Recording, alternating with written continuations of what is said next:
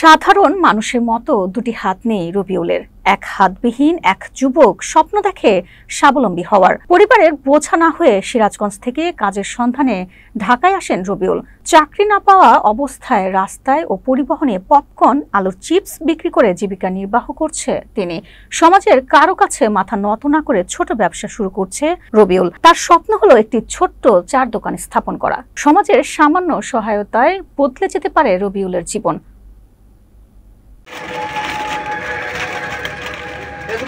আমি 2017 সালে টেক্সটাইল মিলে মেকানিক্সের কাজ করতাম। মেশিন সমস্যা হওয়ার কারণে মেশিন সারতেছি আমি।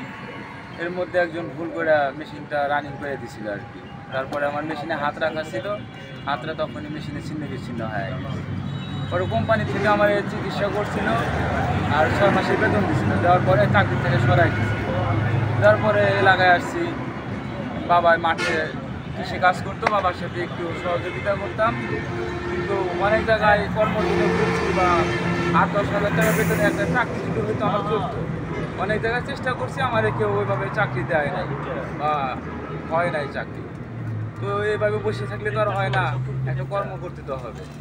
তো ঢাকায় আসতে চাই, ওইরকম কেউ নাই, অনেককে বলছি। তাই আমার এলাকার একজনের মাধ্যমে আমি ঢাকায় আসছি।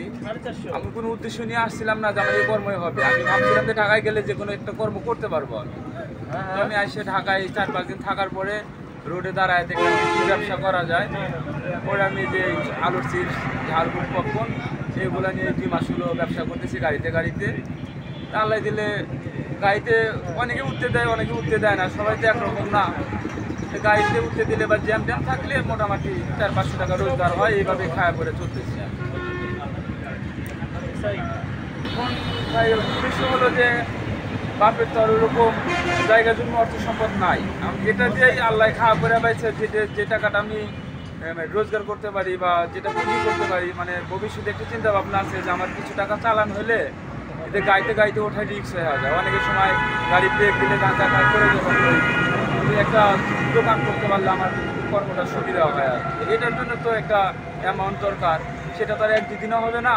আমি কষ্ট করতেছি, ইচ্ছা আছে যে আমার কিছু চালান হলে আমি একটা ছোটোখাটো একটা ব্যবসা করবো আর বাড়িতে একটা যদি মুদির দোকান দিতে পারি, এটা আমার সুবিধা হবে। যেহেতু আমার একটা হাত নাই, বিয়ে শাদী করা হয় নাই, তো ব্যাচেলার থাকাও সমস্যা, কাপড় চোপড় ধোয়া সব কিছুতেই সমস্যা।